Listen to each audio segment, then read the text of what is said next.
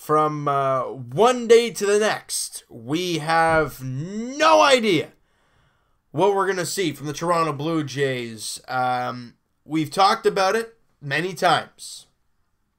The bullpen's been great all year. The starting pitching's been the problem. And if this team can get a lead instead of having to come back in games, they'll win a lot. Today, what I just said was totally flipped. They got a terrific start from Sam Gaviglio. They got 4 runs in the 5th inning to have a 4-0 lead. And the bullpen faltered. Everything I just mentioned that was happening earlier in the year, and even really like last week for that matter, has turned around for the Blue Jays as they lose 5-4 to the Oakland Athletics. Like I said, they didn't really get not much offense for both teams until the 5th inning, where the Blue Jays have Dwight Smith Jr. on base, and then Gio Urshela hits a 2-run shot, his first home run as a Blue Jay on a 2-0 pitch, and the Jays got the 2-0 lead. And at that point, the way the pitchers have been going looks good, but the Jays keep pumping. Solarte doubles to center field. Donaldson comes in to score, and runners to second and third there with only 1 away. Kevin Pillar hits a sacrifice fly. It's 4-0 Jays. They rough up Sean Manaea in that inning, and they're dealing. They're doing fantastic. You know, things are going great for this team in this ball game so far. They get a great start from Sam Gaviglio, 6 strong innings, and then I think it was like 6 and 2/3 or excuse me, 5 1/3. Gaviglio gave you on 6 hits, 1 walk, no runs, and 6 strikeouts. He was fantastic. Sanguino came out, cleaned up the mess of Gaviglio. The inning that he left in. Went an inning and 2/3 of clean ball, no hits, 1 walk, and a strikeout. And he was great. You go to the 8th inning, you're up 4-0, and Axford and Clippard come on. And these guys have been so reliable for this team. I mean, they've struggled a little bit as of late in their last couple outings, and it happens again. And it starts right off the bat with John Axford coming on the mound and walking Matt Chapman on 4 pitches. 4 pitches. Then Chris Davis singles to right field and Chapman goes to third base. Runners on the corners, nobody out. But it's okay, you're up 4-0. Strikes out Matt Olson. So you got 1 away.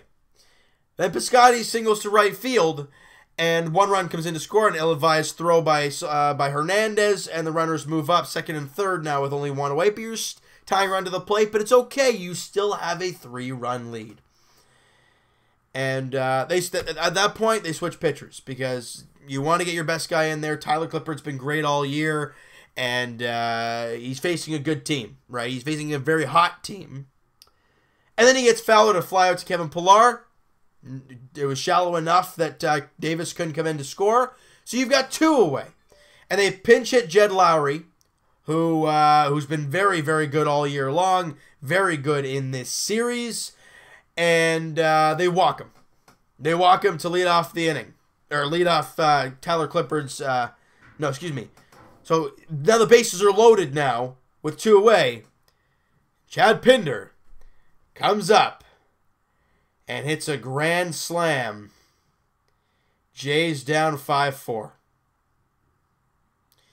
2 of the guys that were the most reliable players on this team early in the year, and Clippard took over the closer's role because he's been that good, falter hard in the game, and the Jays go down 5-4, and they can't really get anything going in the 8th and 9th inning, and they lose 5-4.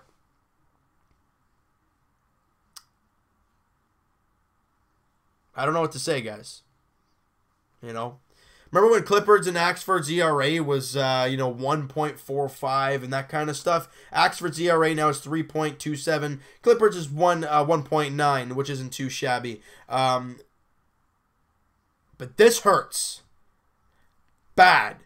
Why? You've now lost your 7th straight series. 7 straight series. The abysmal May of the Toronto Blue Jays continues. And the way this team is struggling, it's just breaking our hearts. Because we talked about it. We talked about this team needing some good starting pitching. And over the last 3 games, well, I wouldn't say Aaron Sanchez. But Jay Happ was great. Marco Estrada was good. And Sam Gaviglio was good. But in those two of those three starts that I just talked about, they lost them.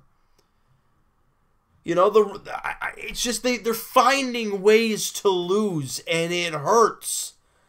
Now the Jays are, I mean, remember that great start to the year? And we're now 2 games under 500 at 22 and 24. Where do the times go? You know, we can talk about injuries. We can talk about all that kind of stuff. Doesn't mean anything right now because the guys who are healthy aren't doing the job. Clippard and Oxford, they screwed up this game. Biagini, for goodness sakes, he's pitching tomorrow. We'll get into that. We'll get into that in a second. Sanchez has not been good. You don't know what you're going to get from your rotation. Now the bullpen's faltering. That could be from being overworked. I don't know. You obviously don't have Roberto Osuna. The bats are inconsistent to all heck. I mean, yeah, they scored 4 runs today, but they only had 6 hits. You know, and they had quite a few of those in that 1 inning. The Jays offense, it's so inconsistent, I have no clue what to see. And to be honest, guys, this is what we expected to see in the season. In the to start the season. That's what we expected. We didn't expect this team to be a playoff team. We hoped, and then with the start of the season, the way it went, we're like, oh, okay, this team might actually have something, but then no, they've been playing like garbage in May. But it's a very long season. It's a very long season. But as of right now, this team is struggling really bad. They've won 3 games in their last. Here we go. They've won 3 games in their last 14. 3-11 in their last 14 games. That is awful. That is really bad.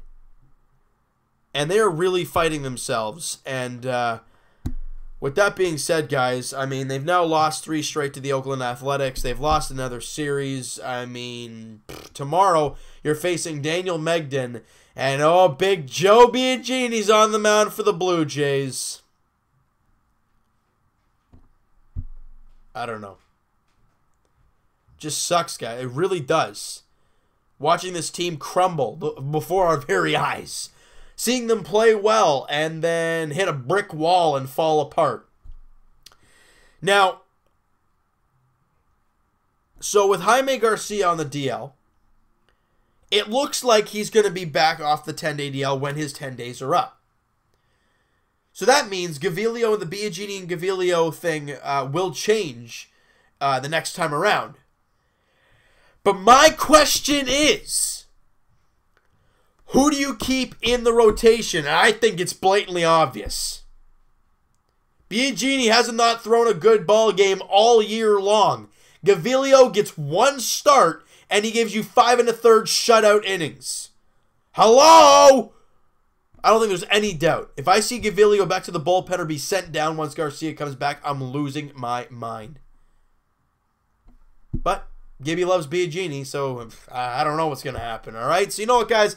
That is going to do it for this one. You guys enjoy this video, and hit the like button if you guys enjoyed this video. Hit the subscribe button if you guys have not already. Comment down below.